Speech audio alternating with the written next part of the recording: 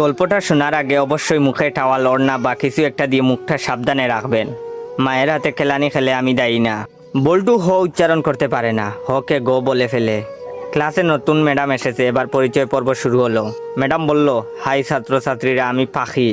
এবার তোমাদের পরিচয় দাও দেখি। হাই আমি মন্টু, হাই আমি সেন্টু। এভাবে যে যার মতো পরিচয় দিল। এবার বল্টুর পালা। বল্টু বলল, গাই আমি বল্টু। ম্যাডাম বললেন, কি বললে হারামি? বল্টু বলল, গাই বললাম, আপনি আমাকে গাই বলেছেন, আমিও আপনাকে গাই বললাম। ম্যাডাম বললেন, কি তোর সাহস কি করে হলো আমাকে গাই বলতে? কে তোকে এসব বলতে বলেছে, বল আমাকে। বল্টু বলল, প্রধান শিক্ষক, তিনি বলেছেন ম্যাডাম এসে সবাইকে গাই বলবে, তোমরাও ম্যাডামকে গাই বলবে। বল্টুর কথা শুনে ম্যাডাম কাঁদা শুরু করলো। এমন সময় পাশের ঘর থেকে হেড স্যার আসলো। হেড স্যার আবার ক বলতে পারে না, ক কে প বলে ফেলে।